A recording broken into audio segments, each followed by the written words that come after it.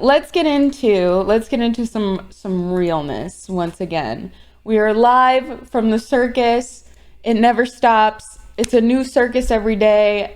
Today's June 3rd, 2023. These are not anything new. These screenshots are screenshots that I have addressed, acknowledged, and denounced so many times. But like I said, a big reason why some of this doesn't get talked about very much is, one, I don't need to live in my past and reiterate the same things over and over and over again. Now, it's been a couple days, okay, maybe 2 days or so, or sorry, it's been a couple years, maybe 2 years or so since I've addressed these screenshots. These screenshots date back to 2017, maybe early 2018, but I think they're 2017. I'll have to double check. This was at a point in time where I've never hidden this fact. I've always been very transparent with this fact.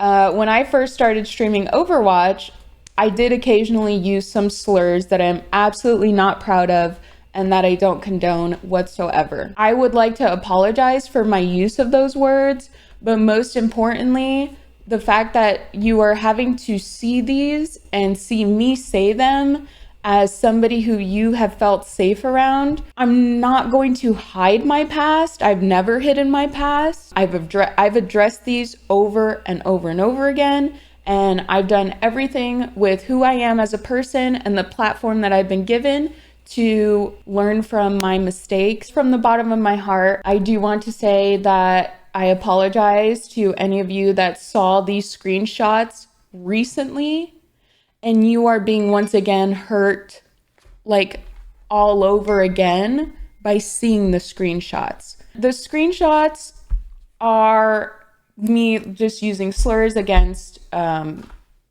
several groups of people. Look at these screenshots right here. I don't know who this is. I'm sure she's gonna try to say that it was me or Marla on an alternate account and we said these things, whatever. There's a video by KINGmykl, MYKL, on YouTube. You can Google it for yourself. I believe it's called E-Girl Drama is Insane, in parentheses, all details. Go watch the video for yourself. I can't watch it, but you can go watch it for yourself. Here's what I said she was gonna do. And this is like literally the most pointed characteristic of everything I just said. Coincidentally, a girl who made fun of my ex who passed and hates me that they know has weirdly the same situation except everything about it lined up. She was 25 at the time and he was 17, both played Overwatch. She posts the girl's name and the messages between them. What the fuck did amourettie have to do with anything that went on yesterday? Did me, Marley, any other girls, any other guys, any person at all mention amourettie yesterday? Literally nobody mentioned the only thing that we said about amourettie, and this is kind of hard to address it, Sherry was pretty much posting revenge porn of girls. I think, and we'd have to ask Marla for sure, but amourettie was maybe one of the girls. Who knows how many times Sherry has done this? Who knows what she was thinking? I don't understand in what world, if this thread is about me and Marla and exposing me and Marla and how we have this horrible dark history and this awful past that we're so ashamed of, and we're making her a victim when she is not, out here randomly attacking us. Because remember, the whole point of her speaking up was to gain attention for a clip about me. She randomly decided to speak up and get involved in something that she had absolutely no involvement in, trying to act like she knew me, she knows who I am, I was her best friend and I backstabbed her, all of which I just showed you yesterday how untrue really pretty much all of that is. And then I showed you how desperate this person is for attention, for clout, and just literally to manipulate and lie and tell stories. And I just want to know, in what fucking world does amourettie deserve her name to be dragged into all of this? I don't know anything about amourettie dating a 17-year-old. What does that have to do with you dating a 17-year-old? What in the fuck did this girl have to do with that situation that she felt the need to bring her in here and drag her into all this? It is bizarre. It's strange. And it just points further to exactly who she is. Watch the KINGmykl video, MYKL. Go watch the video, get a synopsis of it, and couple it with this. I don't know why people think I care about clout. I try my best to make friends because no number or amount of money is going to give me real, genuine connections with people. But literally, she just dragged amourettie into a whole mix of drama that had absolutely nothing to do with her. And maybe that's why people don't like me, because I simply don't care to climb a status off of being fake. And there's a lot of people over the years who have manipulated me and abused me. And I don't think I will ever have the courage to speak up about it, because no matter what, I'm going to live in fear with the fact that no one will believe a word I say, and I don't know why. I don't know why I feel canceled in communities, plural, when I've never done anything severely wrong. Did we not just show you the screenshots yesterday where she did the same thing? She's duo queued with somebody on her account, boosting both of her accounts, and he's calling someone the F slur. And instead of taking accountability for it, right, we're sitting there trying to reason with her, talk to her, hey, we just need you to acknowledge how damaging and dangerous this is, and we would like you to stop that behavior. You're in another public scandal, and we just want to see you take some accountability and show some fucking remorse. And the whole time in those other screenshots that I showed you yesterday, it's him who was attacking me, and now he's acting like the victim. Who cares? Who cares that my friend just called him the F slur? Wow, he called someone gay. Better sue me for it. Kid is a joke. He didn't just call someone gay.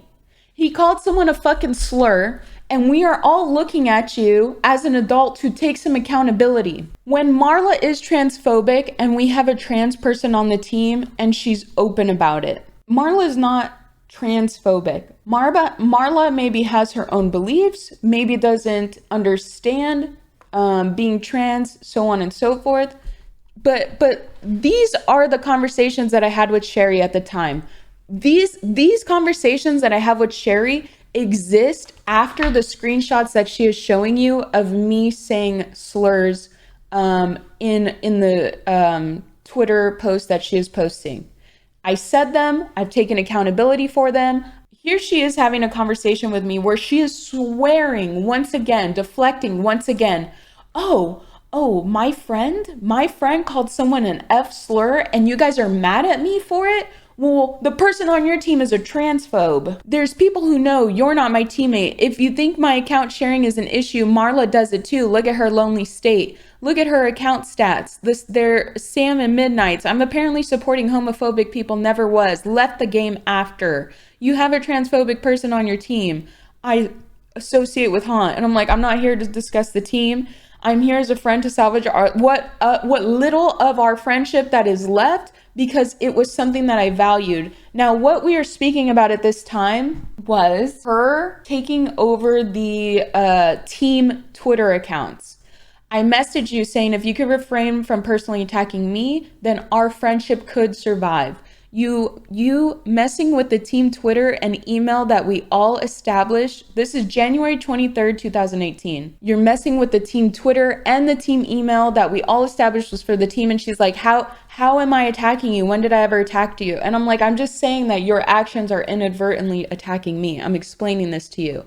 And she's like, okay, well, I made the Twitter and it was originally for the meme team account.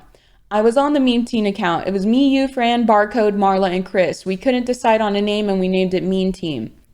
And she goes, and I juiced it with my followers. I had access to it myself for months until we rebranded, and I was the only one with access to it for months.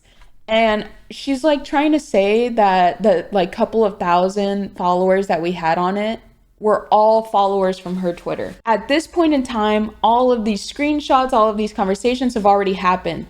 At no point in time back then did Sherry have any issues with me being transphobic, homophobic, racist. At no point in time is she saying it, confronting it, talking about it, mad about it, none of it. So it's just very convenient that now she is going on her Twitter and being like, I've always tried to warn people like what a crazy, horrible person Adept is, and like the harmful language that she uses and what.